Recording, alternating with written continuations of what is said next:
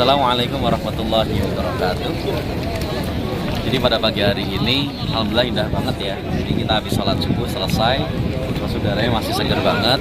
Nah, kali ini saya akan mengajak Anda untuk berkunjung ke Maqbarah Baqi Al-Gharqad. Kuburannya ada di sana.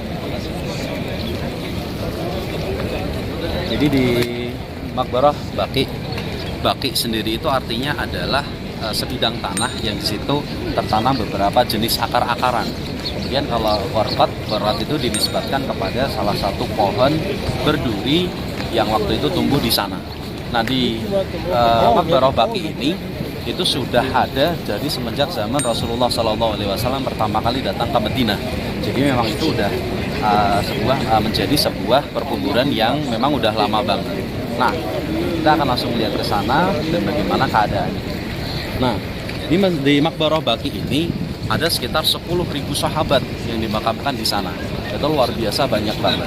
Nah, orang Islam pertama yang dimakamkan di sini yaitu bernama As'ad bin Zararah. As'ad bin Zararah ini adalah seorang muhajir yang pada saat itu seorang Ansor yang kemudian meninggal pertama kali, dan orang iman yang pertama kali dikuburkan di sana adalah itu tadi, As'ad bin Zararah. Kemudian orang muhajir pertama yang dimakamkan di sana itu adalah Uthman ibni Ma'zun. Uthman bin Ma'zun ini adalah salah seorang yang hijrah dari Mekah menuju ke Madinah. Kemudian beliau meninggal di tahun kedua Hijriah, nggak lama setelah peperangan Badar. Itu menjadi orang muhajir pertama yang dimakamkan di sana. Tidak hanya itu, ternyata di Maqbarah ini ada banyak sekali keluarga Nabi yang juga dimakamkan di sana, termasuk istri-istri dari Nabi seperti Aisyah radhiyallahu taala anha, kemudian Hafsah, kemudian juga Saudah, yang adalah 3 istri dari Nabi yang dimakamkan di sana.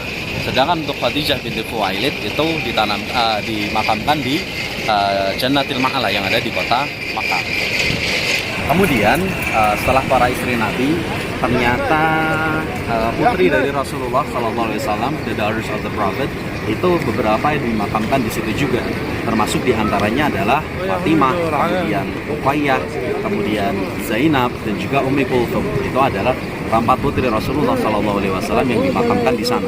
Tidak hanya itu, Rasulullah juga punya seorang anak laki-laki bernama Ibrahim ibni Maryam Al-Qibti. Beliau adalah putra dari salah satu budak yang dijima oleh Rasulullah SAW, makanya memiliki seorang anak yang bernama Ibrahim bin Maryam Al-Qibti. Nah, tapi beliau, si Ibrahim ini meninggal pada saat waktu kecil. Karena kalau beliau tumbuh jadi dewasa, maka nantinya akan menjadi penerus dari Rasulullah. Padahal Rasulullah adalah Nabi terakhir, khatamun Nabi. Jadi nggak akan ada Nabi setelah beliau. Makanya di usia kecil, Ibrahim itu meninggal. Nah, ketika meninggal, beliau itu bertepatan dengan kejadian kusuf atau gerhana. Pada saat itu, para sahabat menyangka, wah ini jangan-jangan gerhana ini terjadi karena meninggalnya Ibrahim. Kemudian Nabi bersabda, terjadinya gerhana bukan karena lahirnya seseorang atau meninggalnya seseorang, melainkan itu adalah sebuah tanda dari ayat-ayatnya Allah yang berupa kauniyah, yang dimana kita diajak oleh Allah untuk senantiasa lebih bertakwa sama Allah, untuk ibadah kepada Allah lebih jauh lagi. Not only just talking about the grave, but also. Alright. Jadi di sini ada pembagian buku-buku ya. Miftah Tausiah. Jadi ada pembagian buku-buku dalam bahasa Arab dan juga dalam bahasa Inggris. Jadi kayak ada guide buat pembagi. Kita akan minta ke dalam. Terus ada juga buku-buku seputar apa yang harus dilakukan di kubur, adab di dalam kubur, dan hal-hal yang nggak boleh dilakukan ketika berada di kubur. Oh itu, can I have this?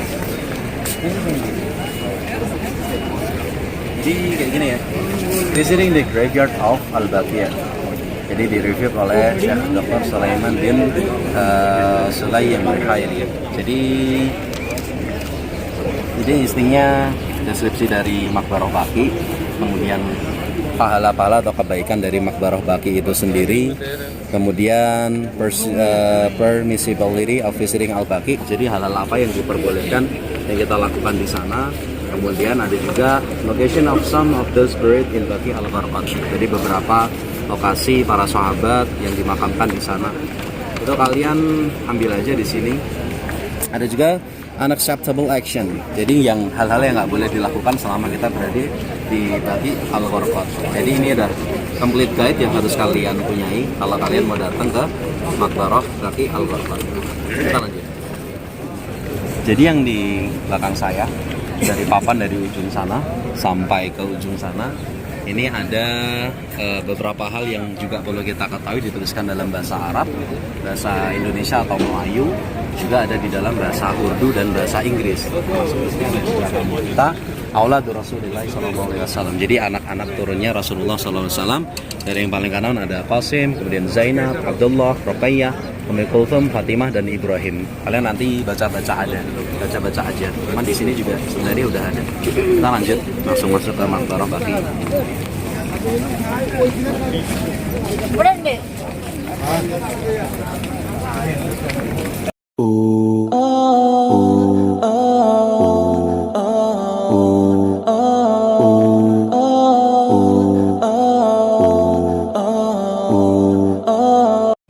Assalamualaikum warahmatullahi wabarakatuh. Sekarang kita udah ada di lokasi Maqbarah Baqi. Pagi ini ramai banget dan memang setiap hari lokasinya emang ramai banget kayak gini. Ya Allah, kita dapat pagi hari, suasananya masih segar, terus view-nya juga bagus. Terus apa sih yang harus kita lakukan di sini? Jadi Maqbarah Baqi sendiri itu punya specialty yang luar biasa. Di antaranya kita masuk lagi.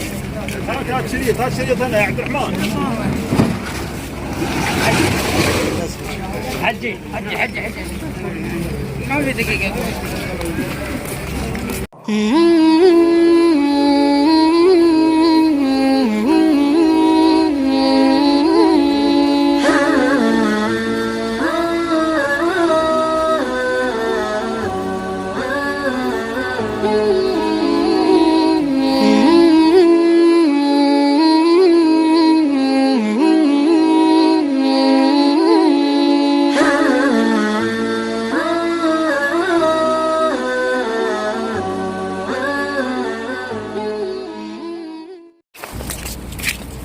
Jadi termasuk keutamaan dari Maqbarah Baqi ini adalah nanti diterangkan dalam sebuah hadis, nantinya pada saat hari kebangkitan Rasulullah SAW akan dibangkitkan pertama kalinya dari kubur, kemudian disusun oleh Abu Bakar As-Siddiq, kemudian disusul oleh Umar bin Khattab.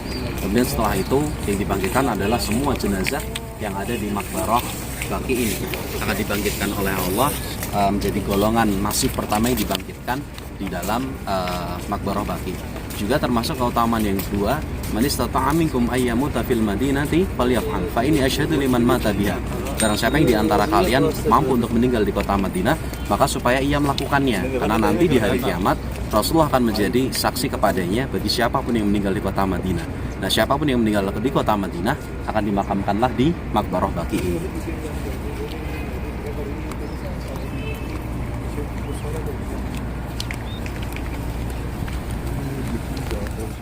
Kemudian beberapa hal yang bisa kita lakukan atau yang diperbolehkan untuk dilakukan selama kita ziarah di Maqbarah Baqi maupun di kuburan-kuburan lain.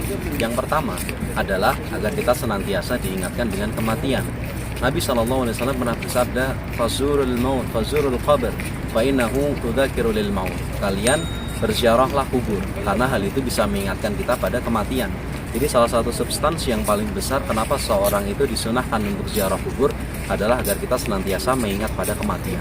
Kemudian yang kedua, kita melaksanakan ziarah kubur karena memang Rasulullah SAW sendiri juga memerintahkannya, sehingga kita hanya sebatas melaksanakan ittiba pada sunnah dari Rasulullah SAW.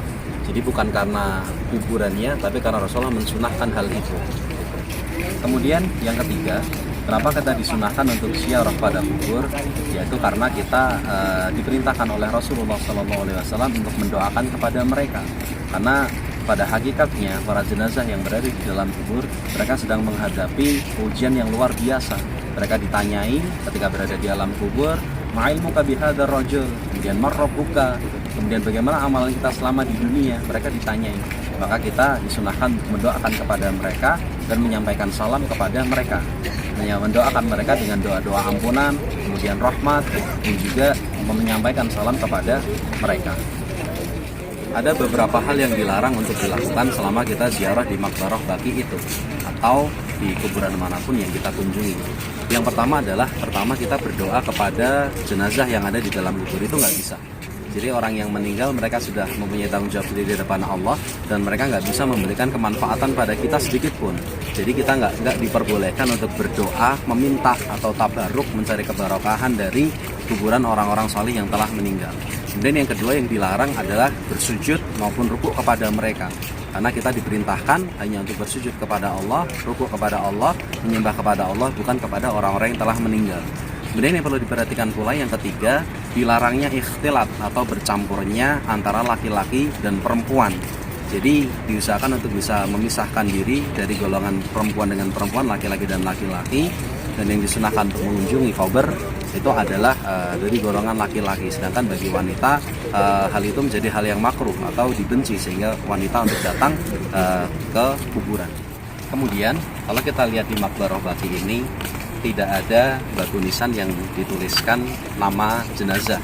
Kemudian juga tidak ada kijing atau batu-batu hiasan yang berada di atas kuburannya. Coba diperhatikan. Kenapa sih hal ini dilakukan?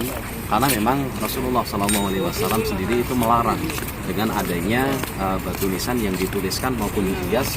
Istilahnya kalau di Indonesia itu menggunakan kijing itu dilarang oleh Rasulullah SAW. Sehingga kuburan-kuburan yang ada di sini hanya ditandai dengan batu-batu, gitu.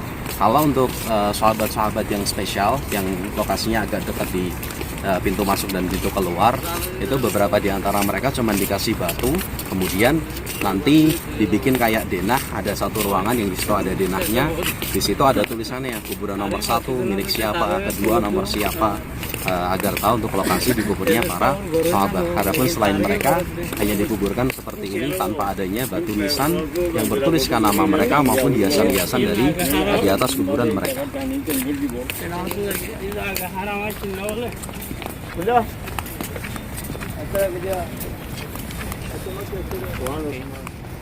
Sekian yang bisa kami laporkan dari Maqbarah Jannatil Baqi Al-Gharqad. Semoga dengan video ini kita bisa menambahkan rasa takut kita kepada Allah dan kita supaya senantiasa ingat dengan kematian, dan yang lebih penting dari itu agar kita senantiasa menyiapkan diri kita untuk terus beramal untuk menghadapi kematian itu. Sedikit yang bisa kami sampaikan. Akhirul qali ada. Assalamualaikum warahmatullahi wabarakatuh.